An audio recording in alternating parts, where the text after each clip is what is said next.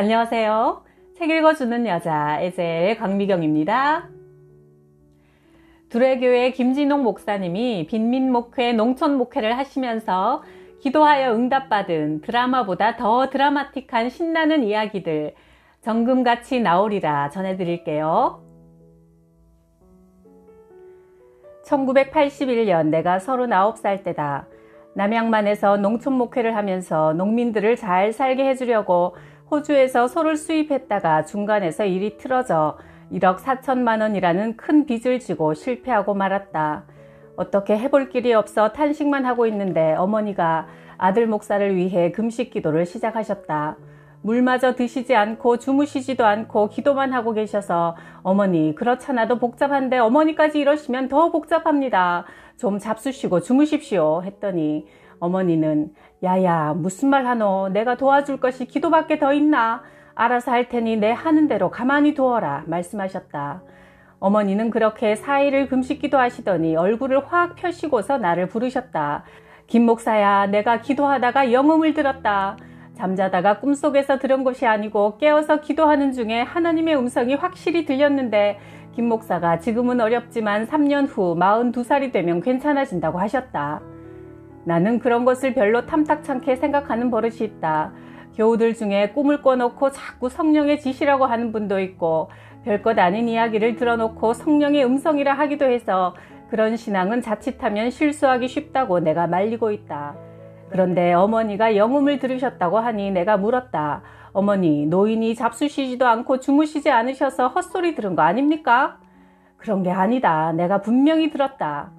하나님이 도와주시려면 형편이 급한 지금 도와주셔야지 왜 42살까지 3년이나 기다려야 합니까? 좌우지간 지금은 어렵더라도 주님의 뜻이 있을 테니 견디어 봐라. 어머님, 저는 그것이 하나님의 음성이라는 믿음이 들지 않습니다. 얘야, 증거가 있다. 하나님의 음성이 전보나 팩스로 온 것도 아닐 텐데 무슨 증거가 있을까 싶어. 증거라니요? 거기에 무슨 증거가 있나요? 물으니 내가 마음이 불안하고 답답하여 기도만 간절히 하고 있었는데 그 음성을 들은 뒤에는 마음에 넘치는 평안이 와서 아무 염려도 하지 않게 된 것이 그 증거다 하셨다. 세월이 지난 뒤에 돌아보니 정말 42살 되던 그의 말까지 그 많던 부채가 눈 녹듯이 사라져버리고 주님의 은혜로 모든 것이 순탄하게 풀려 43살 되던 해부터는 모든 일이 잘 되고 생각지도 않았던 길이 열리기 시작했다. 새벽을 깨우리로다 라는 내 첫 책이 일본에서 먼저 출간되었는데 크게 베스트셀러가 되어 거액의 인세가 들어오기 시작했다. 그래서 이제 가만히 생각해보면 그때 어머님이 들으신 영음이 뜻이 있는 것이었구나 하는 생각이 든다. 신앙생활은 기도생활이다. 신앙인이 기도하는 것은 마치 육신이 숨쉬는 것과 같다. 우리가 숨쉬지 않고는 살아갈 수 없듯이 기도하지 않으면 신앙생활이 온전할 수 없다. 사탄이 성도들의 영적인 성장을 막는 가장 확실한 방법은 바쁘게 하는 것이다 라는 말이 있다. 특히 합심기도는 반드시 응답받는다. 남양만에 봉화산이라는 산이 있다.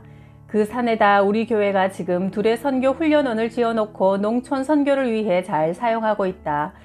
그 산은 우리 교인들이 7년 동안 기도해서 얻은 응답이다. 봉화산은 고려시대나 조선시대 중국이나 일본에서 외적이 쳐들어오면 봉화불을 올리던 산이라고 했다. 그 산 이름이 무척 마음에 들었다.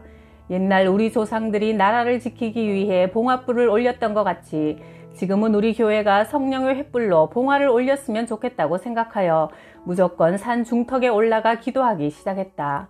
하나님, 예수님이 희망이고 예수님만이 살 길이다라고 한국을 향해 성령의 봉화불을 올리는 우리 봉화산이 되게 해주시옵소서.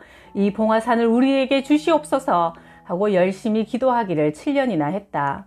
산 주인이 누구인지도 모른 채 산 중턱에 있는 소나무를 붙들고 이 산을 주실 줄 믿습니다 하면서 열심히 기도했었다. 그러나 산값은 계속 올라서 도저히 우리 손에 넣을 수 없다고 생각되었다. 그러던 어느 날 느닷없이 봉화산 주인이 교회를 찾아왔다. 목사님, 이번에 우리가 이 산을 처분해야 하는데 교회에서 이 산을 사십시오. 산값이 얼마입니까? 급히 처분하니 4천만 원만 주십시오. 교회에 그 큰 돈이 있을 리 없지만 주님께서 때를 따라 역사하시는 것이라는 믿음이 생겨 무조건 계약했다. 있는 돈 없는 돈 모조리 긁어 모았더니 400만 원이었다. 계약금을 주고 잔금 지불 기간을 2달 후로 정했다. 그리고서 온 교인이 기도했다. 예배를 마치고 떠날 줄 모르고 그 자리에 앉아서 철야 기도를 했다. 주님, 2달 안에 3,600만 원을 허락해 주시옵소서. 그러지 않으시면 우리는 계약금 400만 원마저 모두 잃게 됩니다. 하고 열심히 기도했다. 기도는 했지만 그러나 어느 누구도 선뜻 믿어지지는 않는 모양이었다. 그 큰 돈이 2달 사이 갑자기 어떻게 마련되겠는가. 그러나 좌우지간 우리는 2달 동안 열심히 합심하여 기도했다. 그럭저럭 2달이 거의 지나갔는데 해결될 실마리 마저 보이지 않아 낙심이 되기 시작했다. 괜히 돈키호테처럼 쓸데없는 짓을 했는가 하는 생각도 들고 그렇잖아도 가난한 교회가 또 400만 원 날렸는가 싶어 착잡한 심정이었다. 이제 잔금 지불 기한이 이틀밖에 남지 않은 그날 낮에 30대의 한 청년이 나를 찾아왔다. 미국 필라델피아에 사는 교포 박 집사라고 소개하면서 내가 쓴 새벽을 깨우리로다 라는 책을 읽고 감명을 받아 헌금하러 왔다고 했다. 나는 생각하기를 한국에 여행 왔다가 남은 여비 중에서 100불이나 200불 헌금하겠지 하며 감사하다고 말했다. 헌금 봉투를 주는데 퍽 얇았다. 그런데 특별 헌금을 받으면 본인 앞에서 열어보는 것이 덕스럽다. 나중에 액수가 틀릴 수도 있고 오해가 생길 수도 있기 때문이다. 그래서 봉투를 열어보았더니 수표가 한 장 들어있는데 그 금액이 바로 3,600만 원이었다. 내가 너무도 놀라서 야, 이럴 수도 있구나. 한 사람이 한평생 살며 신앙생활하다가 이렇게 딱 맞아떨어지는 수도 있구나 하는 생각에 말문이 턱 막혔다. 그분이 바쁘시다는 것을 간곡히 청을 드려 다음 주일에 우리 교회에서 교인들과 함께 예배드리고 축하하고 가시게 했다.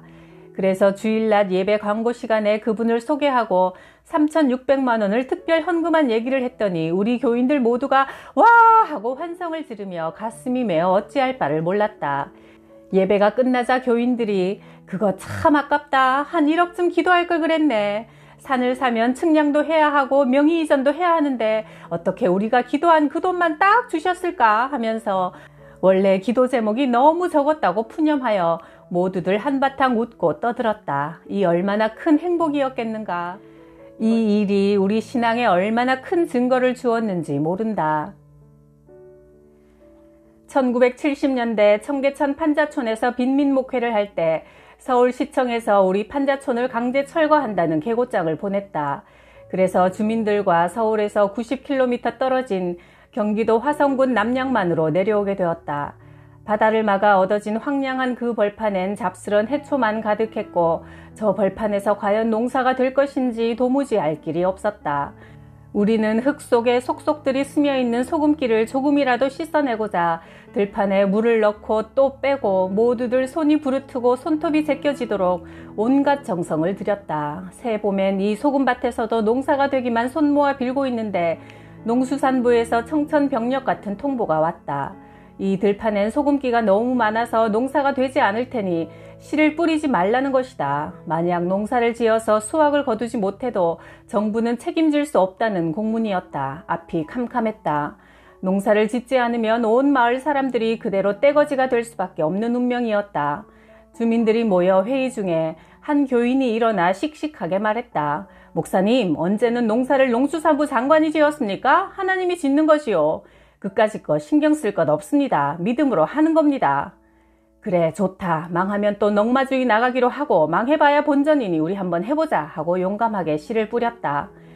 960만 평의 넓은 들판에 1200세대가 힘을 합쳐 모를 심었는데 아니나 다를까 새빨갛게 타 죽어버렸다. 두 번째도 마찬가지로 말라 죽었다. 세 번째는 모두 다 떨어져 가고 철도 다 지나가기에 하나님, 세 번째 이것마저 죽으면 우리 전부 떼거지 됩니다. 주님 백성들이 떼거지 되는 것을 어찌 하시렵니까? 주님, 이것은 꼭 살려주셔야 합니다 하며 모포기를 꽂을 때마다 기도했다. 모심기를 끝내놓고 아침마다 일어나서 논바닥에 나가보았다. 새파랗게 살아나야 할 텐데 시간이 갈수록 붉은색만 나왔다. 어찌나 낙심이 되는지 나중에는 속이 타고 근심이 되어 밥맛도 떨어지고 잠도 오지 않고 시무룩해져서 온 동네가 침묵뿐이었다. 주민들이 내 얼굴을 보고는 목사님이 기운 없는 걸 보니 희망이 없다. 일찍이 서울 가서 쓰레기통이나 뒤지자 하기에 내가 이래선 안 되겠다. 내가 힘을 내야지 싶어 온 동네를 다니며 주민들을 격려했다. 여러분, 망하는 것이 급합니까? 망하는 거야 언제든지 할 수 있는 것이니 힘을 냅시다. 우리 한 번 더 도전해 봅시다. 속은 타지만 억지 웃음을 띠며 격려하여 다시 4번째 모심기를 마쳤다. 그 순간 가슴속 애타는 간절함으로 모두 약속이나 한 듯 그 논바닥을 떠나지 못하고 그대로 논뚝에 주저앉아 기도했다. 교인, 비교인 아무 구별 없이 동민 모두가 울부짖듯 기도했다. 국민학교 아이들까지 학년별로 모여서 살아남기 위한 기도를 했다. 하나님, 비를 주시옵소서. 그저 비가 쏟아져서 논바닥에 소금기를 확 씻어내리고 구름이 햇빛을 가려주기만 하면 뭐가 살아날 텐데 비가 내려도 2, 3일 와서는 되지 않고 한 일주일 정도는 내려야 하니 주여 비를 주시옵소서. 아이들은 고사리 손을 모으고 하늘을 쳐다보면서 예수님 비를 주세요 하고 합창하듯이 기도하는데 그 모습을 지켜보자니 눈물이 나고 가슴이 메어 견딜 수가 없었다. 지도자가 우는 모습을 보여줄 수가 없어 나는 바닥 덩쿨 밑에 홀로 숨어서 울면서 부르짖었다. 주님, 우리 어른들 기도는 들어주시지 않더라도 저 아이들 기도는 들어주셔야 하겠습니다.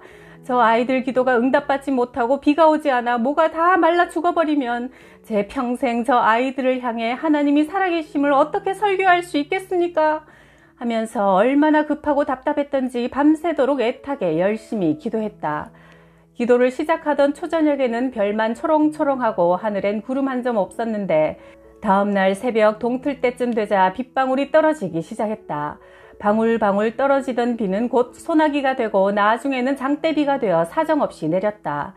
이렇게 내린 비가 열흘이나 계속 왔다. 비가 쏟아지자 논바닥에서 밤을 샌 주민들이 하늘을 쳐다보면서 미쳐버린 것 같았다. 비 온다! 하고 소리를 지르면서 애들이고 어른이고 남자고 여자고 할 것 없이 서로 부둥켜 안고 고함 지르고 북받치는 감격을 억제하지 못해 울고 또 울면서 미친 듯이 논바닥을 뒹굴었다. 이 이야기를 서울 할렐루야 교회 집사인 나연숙 씨가 드라마로 써서 KBS 1일 연속극 고향으로 방영되었다. 이 연속극의 마지막 회엔 바로 기도하여 비가 오던 장면을 방영해 우리 마을 주민들이 한자리에 모두 모여 옛날을 회상하고 감회에 젖어 보고 있는데 극이 진행되자 모두들 안타까워 한탄했다. 무슨 연기를 저래 하노? 아이고 저게 내 역인데 뭘 저리 시원찮게 하노? 저래 가지고서도 연기해서 밥 먹고 살겠나? 하면서 참지 못해 발을 굴렸다. 실제로 체험한 당사자들인 우리가 직접 보니 배우들의 연기는 말이 아니었다. 너무 어색하고 실제와는 거리가 멀어 전혀 실감을 느낄 수 없었다. 그 절박했던 상황에서 살아남기 위한 울부짖음, 피가 끓듯 외치던 절규, 밤을 새운 합심기도가 새벽이 되면서 응답받는 그 순간 말로 할 수 없는 그 감동과 감격을 배우들이 어떻게 표현할 수 있었겠는가. 열흘 후 비가 그친 뒤에 들에 나가 보니 그 넓은 들판에 모가 살아서 새파랗게 올라와 얼마나 감격스럽고 감사했던지 논뚝을 지나며 벼 포기에 입을 맞추면서 주님 감사합니다. 이것만 해도 감사합니다. 벼가 열매를 맺지 않아도 감사합니다. 라고 했다. 그러나 벼는 순조롭게 자라서 그해 가을 예상외로 풍년이 들었다. 황금 들판에서 풍년이 무르익어 올벼의 나달이 영들기 시작하자 동네의 한 주민이 나를 찾아왔다. 그 사람은 교회를 나오지 않았는데도 목사님 벌써 벼벨 때가 되었습니다. 내가 비록 교회에 다니지는 않지만 그래도 기도해서 농사가 된 것이니 먼저 예배당에서 하나님께 제사를 드려야 하지 않겠습니까? 했다. 얼마나 고마운 일인가. 물러설 곳마저 없이 길이 막혔을 때 우리가 논뚝에서 합심기도하여 응답받은 것을 불신자들이 먼저 알고 믿고 있었다. 온 동네 주민들이 다 같이 추수감사절을 맞아 햅쌀로 뽀얀 쌀밥을 지어놓고 송편을 빚고 감주를 해놓고 바다 생선을 건져 매운탕도 끓여놓고 열무김치 담아놓고 예배드린 후 잔치를 베푸는데 모두들 음식을 앞에 놓고 감격스러워 바로 먹질 못하고 울면서 먹었다. 이게 웬 밥이냐? 우리가 지은 것이 아니고 하나님이 지어주신 것이다 하면서 모두들 눈물을 흘리며 먹자 실컷 먹자 하나님이 주신 밥 실컷 먹자 하면서 울음과 웃음으로 뒤범벅이 된 잔치를 치렀다. 이 소문이 퍼져나가 농수산부에서 직원 2명이 우리 마을까지 출장을 왔다. 일반적으로 간척지에서는 간척 후 5, 6년이 지나야 농사가 되는데 활빈교회는 남양만 간척지에서 당년의 알찬 수확을 바로 거두어냈으니 그 비결이 무엇인지 무슨 농법을 썼기에 그렇게 성공했는지 그것을 조사해서 앞으로 서해안 남해안의 간척지에 그 농법을 소개하고 보급하겠다는 것이다. 말하자면 새마을 성공 사례의 표본이었다. 그러자 우리 교회 집사님 두 분이 기분이 좋아서 예, 우리가 아주 기막힌 농법을 개발했습니다 하고 말문을 열자 농수산부 직원이 녹음기를 틀어놓고 기록할 준비를 갖춘 후 말하라고 했다. 예, 우리가 개발한 농법은 바로 기도 농법이올시다. 하니 직원이 어처구니 없다는 듯 농담하지 말라고 했다. 그래도 집사님들은 신이 나서 자초지종 얘기를 들려주면서 기도의 응답으로 비가 와서 수확을 거둔 것이니 기도 농법이지요. 우리나라 농촌의 농수산부에서 기도 농법을 보급하시오 했다. 그래서 그 유명한 기도 농법이라는 말이 생겨났다. 지금도 목회하며 살아가는데 왜 어려움이 없겠는가. 어려운 일이 있어 재직회를 열면 모두들 이국리 저국리 하다가 한 사람이 목사님 기도 농법 있지 않습니까? 이번에도 기도 농법으로 밀고 나갑시다 라고 말한다. 그러면 그때 그 일을 경험한 집사님들이 믿습니다 하면서 기도 농법으로 단합이 되어버린다.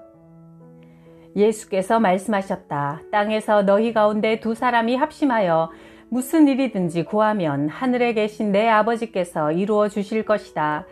두세 사람이 내 이름으로 모인 곳에는 나도 그들 가운데 있다. 마태복음 18장 19절 20절 말씀. 우리도 가족들과 또 믿음의 친구들과 교회와 함께 한 마음으로 기도해서 이런 신바람 나는 응답 꼭 체험합시다. 정금보다 귀한 구독, 좋아요, 댓글에 감사드려요.